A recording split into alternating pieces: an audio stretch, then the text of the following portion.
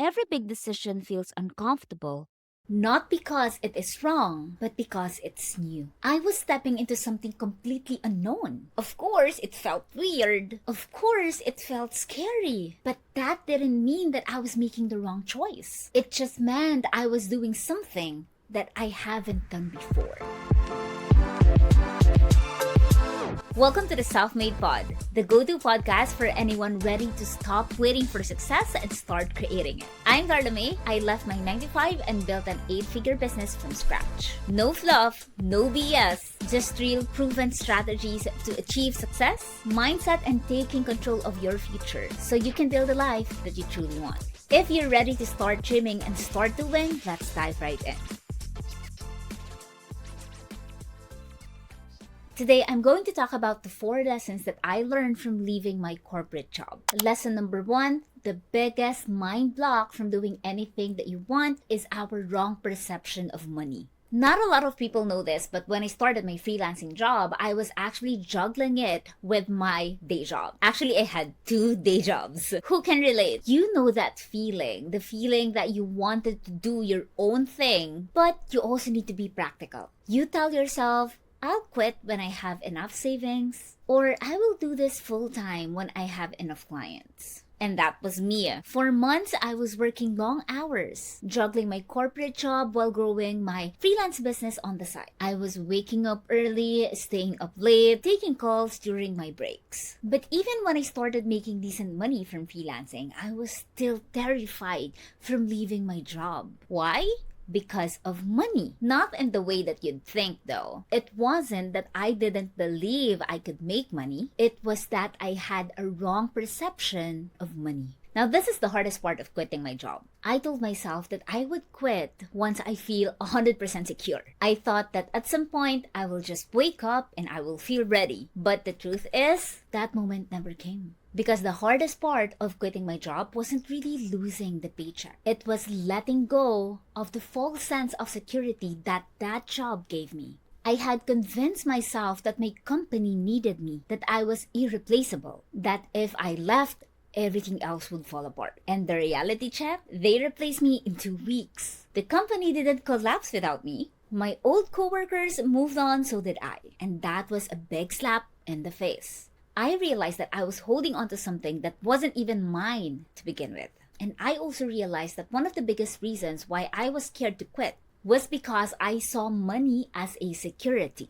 I thought that money came from jobs, not from me. I thought that more work equals more money. And I thought, as many people say, freelancing is unstable, unlike having a full-time job. But once I quit, I had no choice but to figure it out. And what I discovered was life-changing. I realized that money don't really come from a job. It comes from value. That if I can create value, I will never be broke. And I can control how much I earn without even waiting for a paycheck. And that was the biggest shift. So instead of thinking, what if I don't make money? I started asking, how can I create more value? How can I help more people? How can I create something bigger than just exchanging time for money? And that's when everything changed. What I want you to get from this lesson is that your relationship with money determines your success.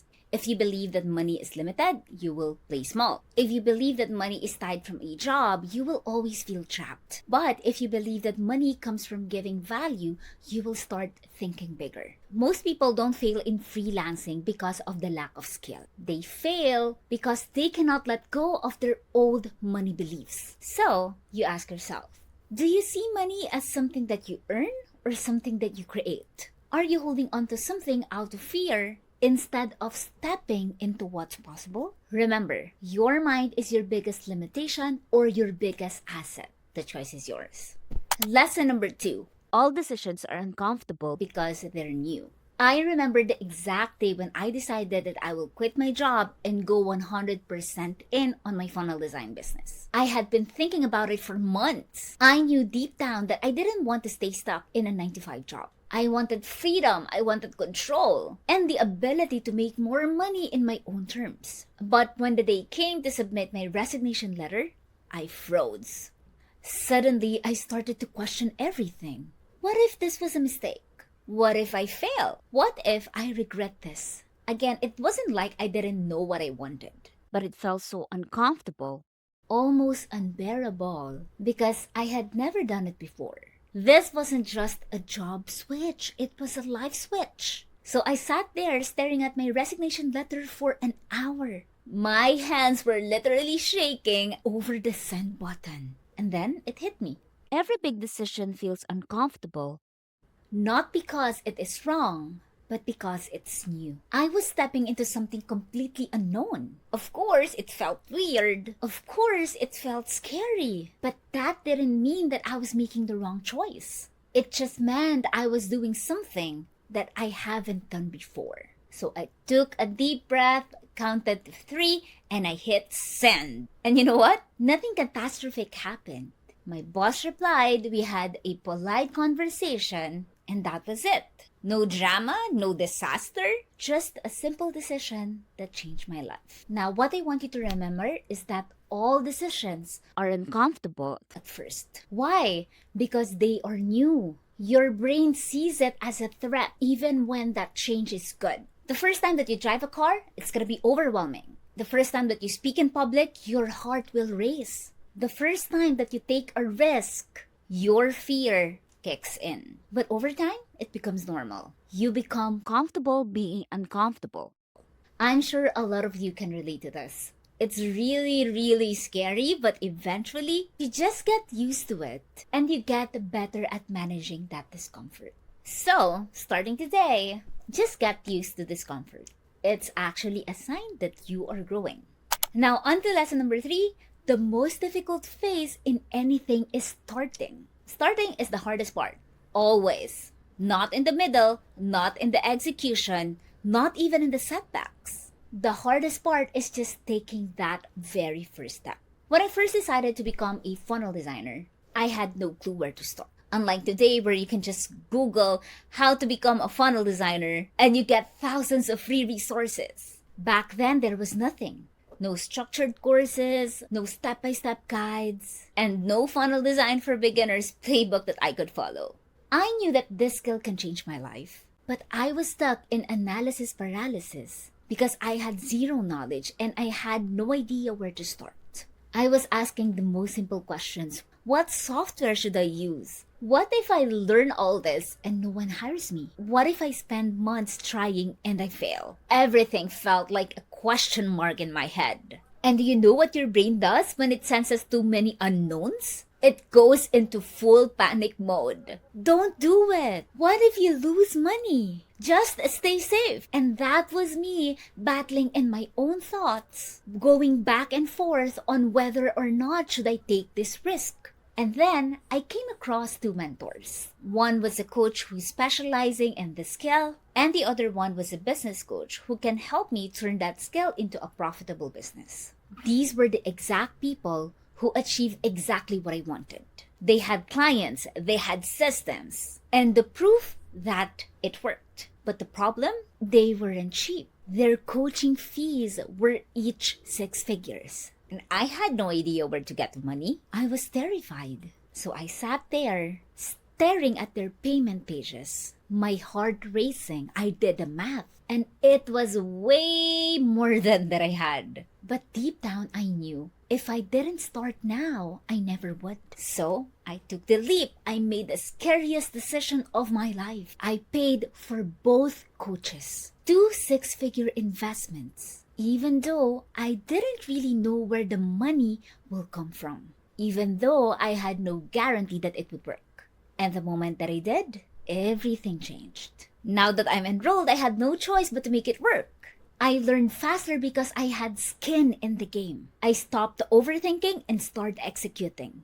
I threw myself into learning. I studied day and night. I implemented everything that they taught me. And within months, I landed my first high-paying client. And then another, then another, then another. And you know what? The money that I spent, it wasn't an expense after all. It was an investment. Investment that gave me the skills, investment that gave me the confidence, the investment that gave me the roadmap to success. And think about it. Starting a workout is harder than continuing it, right? Starting a business is way scarier than actually running it. I I remember when I first launched my first service, I had no idea if people would pay for it. I spent weeks trying to make it all look perfect, tweaking my page, fixing my branding, but never actually putting it out there. Why? Because I was scared. What if no one buys? What if they think it is not worth it? And then someone told me, action builds confidence, not the other way around. So I stopped tweaking and I just launched it. The first few people didn't buy, of course, but eventually someone did. Then another, and then another. So what I want you to get from this is that the only way to make something easier is to get started doing it. You just have to take the first step in everything. Now, lesson number 4, your environment shapes your success. I didn't fully realize this until I left my job. But your environment is everything. Who you surround yourself with, the conversations that you have, the energy that you absorb. It all impacts how you think and what you believe is possible. There was a time that I felt completely stuck. I had the skills, I had the ambition, I had a vision of what my life would look like. I know you have it too. But something was holding me back. For the longest time, I thought the problem was me. Maybe I wasn't disciplined enough. Maybe I wasn't smart enough. Maybe I didn't just have whatever it takes to be successful. Until I realized it wasn't me. It was my environment. The people around me did not get it. When I first started learning funnel design after quitting my job, when I jumped 100% into funnel design, I was so excited. I saw the potential. I knew that the skill can make me a lot more money, give me control over my career, and create opportunities that I had never imagined before. But when I started to share my plans with the people around me, they asked me, "Are you sure that's a real career? Why don't you just get a stable job?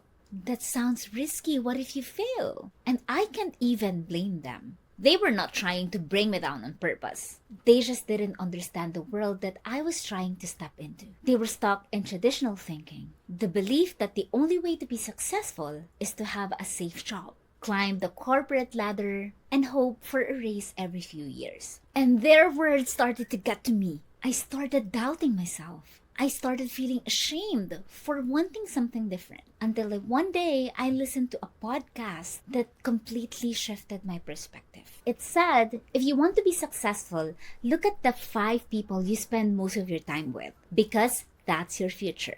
And that hit me hard. I looked at my surroundings. Who was I talking to every day? Whose opinions I was listening to. And I realized that I was stuck because I was surrounded by people who didn't believe in what I was trying to build. I knew if I wanted to change my life, I have to change my environment. But I didn't just wake up one day and had a circle of successful entrepreneurs cheering me up. I had to build that environment from scratch. That's why I invested in coaches. Because I need to surround myself with people who are already doing what I wanted to do. I joined mastermind groups and online communities. I surrounded myself with people who spoke the same language, who believed in success, who shared their wins and really encouraged each other. And I started consuming content from the people that I admire. If I didn't have successful friends in real life, I borrowed their mindset by listening to podcasts, reading their books, or learning about their journeys. And everything changed. Suddenly, I was not the only one talking about success, funnels, marketing, and business growth. I was surrounded by people who thought better than me, who made me realize that I was actually playing too small. So I went from doubting myself to feeling unstoppable. I started implementing faster because I was seeing a proof that it worked. And I stopped caring about the opinions of people who were not even where I wanted to be. What I want you to get from this is that your environment can push you forward or pull you back. So you have to choose it wisely. Once you change your environment, you change your mindset. And when you change your mindset, you change your results. All right, before we wrap up, I'd love to ask you this question. What are you going to do with everything that you learned today? Because knowledge is great, but action is what really creates results. And if you're serious about building a business with funnel design, whether you're a freelancer, coach, service provider, or business owner, you need a system that actually works. And that's exactly why I created the 3-Day Funnel Challenge.